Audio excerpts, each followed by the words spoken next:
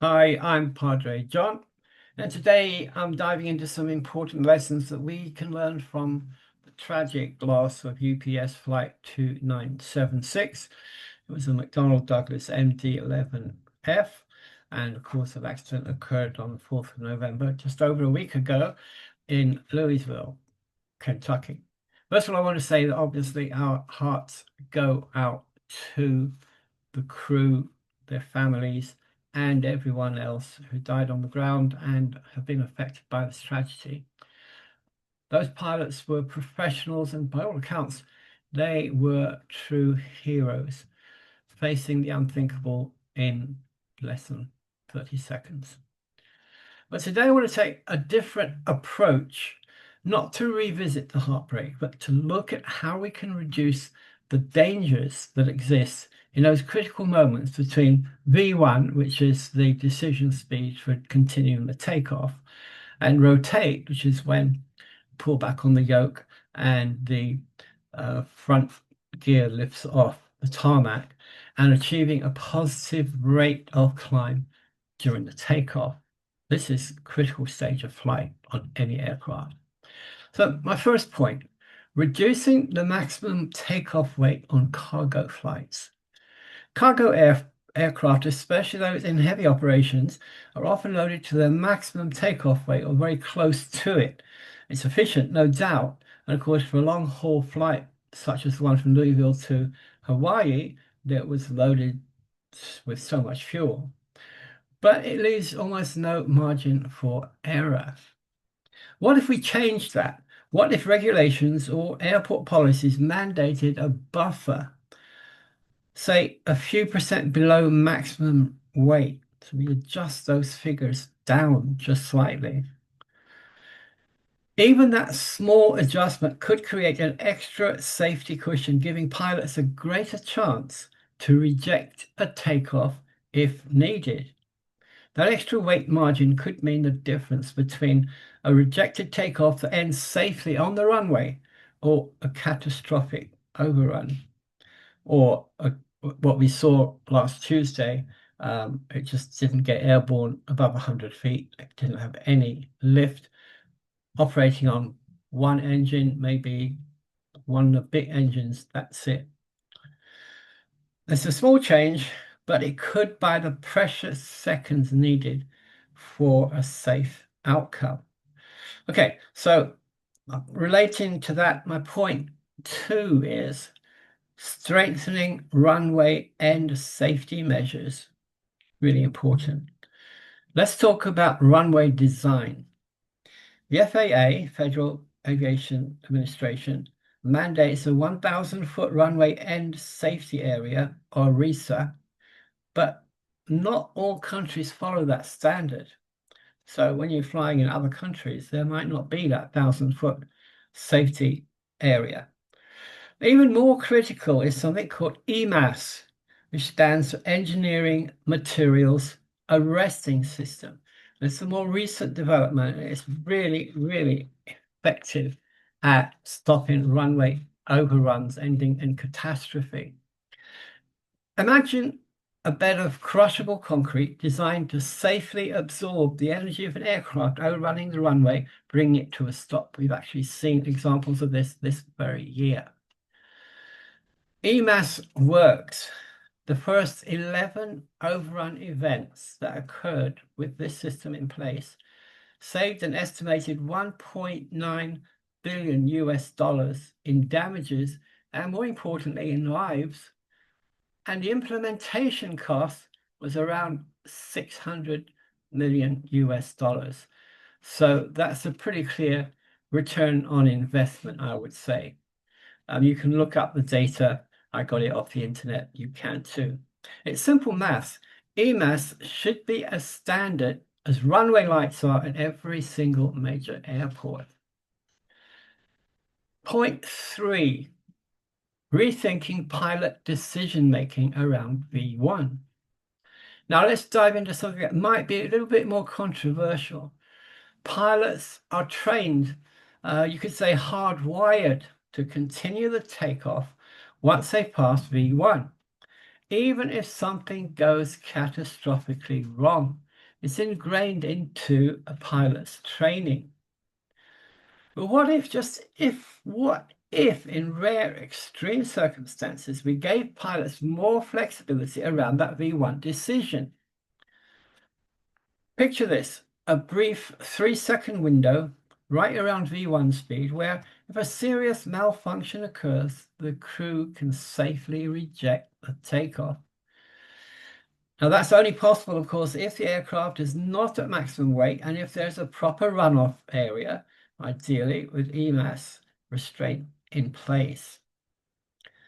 In those conditions, the outcome of rejected takeoff might not be fatal, because those 3 seconds, the time between V1 and rotate, are the razor's edge of aviation. It's the most critical part of flight. Too many recent accidents, like Jeju in December 2024, ran into concrete barrier at the end of the runway on an overrun. That was in December 2024, have shown how split-second decisions combined with runway limitations can turn incredibly difficult situation into a full-blown disaster. Now, point 4, UPS Worldport, Louisville's freighter hub and support services. I just wanted to add this bit in here. It's very important to me. A quick word on UPS Worldport right here in Kentucky, in Louisville, Kentucky. I'm in Birmingham, England, but there you are. It's one of the biggest freighter hubs in the world. I have a long-standing friend living in Kentucky whose son works at Worldport. And I can tell you, support services and trauma response are available for all employees who need it. In times like these, it's critical that workers, especially those who are closely connected with those strategies, have access to support. The people at Worldport and throughout the UPS network have an incredibly tough job, and the company has stepped up to ensure that the emotional well-being of their team is a priority. I also want to give a shout out to NTSB, who've done an absolutely great job in their briefings that occurred last week. It's important to note that behind the scenes, there's a support system that is ready to help these individuals in their recovery. People on the ground, whether it's at UPS, Worldport, or elsewhere, deserve our thanks and our respect. And having worked at Heathrow and other airports in the UK for many, many years, I know how important that support can be when we've had to face crews that have had friends and crew members die in horrific situations through aircraft crashes. I won't go into the details right now, but I have experience of that. And it's one of the most difficult tasks that we face at any airport. So now I come to my closing thoughts. I'm not an airline pilot, and maybe it's my advantage here. Sometimes a little distance gives you room to ask different and difficult questions. Aviation safety is always advanced through difficult lessons, and maybe by rethinking how we handle takeoff phase of flight, especially in cargo operations, we can prevent future tragedies like UPS Flight 2976 last week. But let's not stop there. I've barely touched on the aging fleet issues plaguing cargo operators. For instance, in the case of the MD-11F, the accident aircraft was 31 years old. That's as old as my classic car. I only take out occasionally because I value it and spare parts are difficult to get for it. So probably the same things as the airframe, spare parts for MD-11 airframe is probably running low right now. When the FAA issued that immediate grounding order for all MD-11s, that for me was a massive answer to prayer. Got a little bit of flack over it as well, by the way. This is controversial, I know, but I believe that grounding should eventually lead to a permanent withdrawal of the type certification for MD-11s. We have alternatives. We've got the Boeing 767 for lighter cargo and the incredible 747-800 freighters for the heavy stuff. which they even have a straight-in nose loading. If you've ever seen cargo getting loaded into a 747 freighter, it's quite awesome, honestly. Now let's go back to the V1 decision speed before I close. Pilots are trained to continue the takeoff after V1, in part because it eliminates or reduces the startle effect. That's the flight or freeze moment where you don't know what's going on, and you have to take a moment to consider what action you're going to take. So that's typically around 3 seconds for somebody that's really on the ball. Can be a lot longer than 3 seconds. But let's think about that V1 decision speed again. Pilots are trained to continue the takeoff after V1, in part because it eliminates that startle effect. But what if in the pilot's pre-flight briefings, the captain and first officer both agree on a clear plan, a memory item to handle any situation up to and including V1 speed? So there'll be a decision made whether to continue the takeoff roll or to reject the takeoff.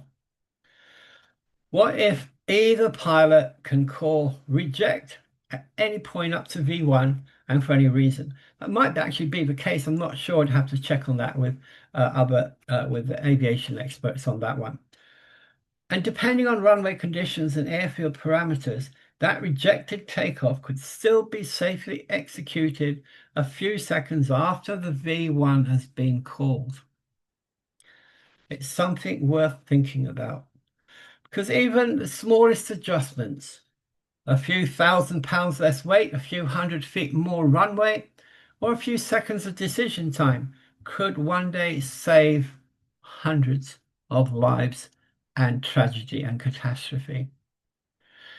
Now, we can't rewind and bring back those amazing pilots, all the souls lost on the ground and the grieving families.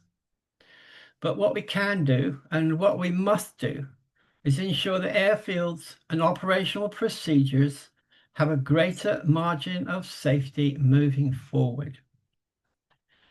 This has been Padre John. It's been my honor to present this thoughtful piece, and do comment, do tell me if you agree or disagree by all means. But thank you for listening and joining me today. God bless you.